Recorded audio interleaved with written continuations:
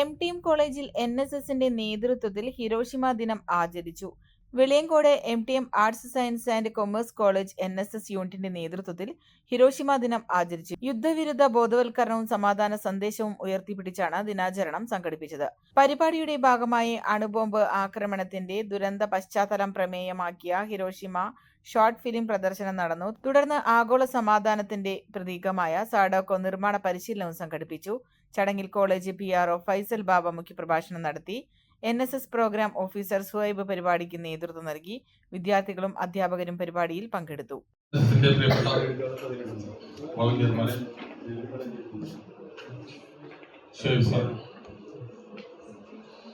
വളരെ ഫ്യൂ മിനിറ്റ്സിൽ കുറച്ച് ദൃശ്യങ്ങൾ കണ്ടു.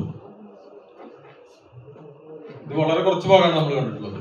അതിന്റെ ഏറ്റവും രൂക്ഷമായിട്ടുള്ള ഒട്ടേറെ, അതായത് ഇന്നും ഇതിന്റെ കെടുതികൾ അനുഭവിക്കുന്നവര് ജപ്പാനിലുണ്ട്. ഇന്നും, അതായത് 1945 ഓഗസ്റ്റ് 6 ഹിരോഷിമയില് ലിറ്റിൽ ബോയ് എന്ന പേരുള്ള ബോംബ്, ആറ്റം ബോംബ് ഇടുന്നു. രണ്ടാമത്തെ ബോംബ് 9-ാം തീയതി, ഇതേ ഓഗസ്റ്റ് 9 നാഗാസാക്കി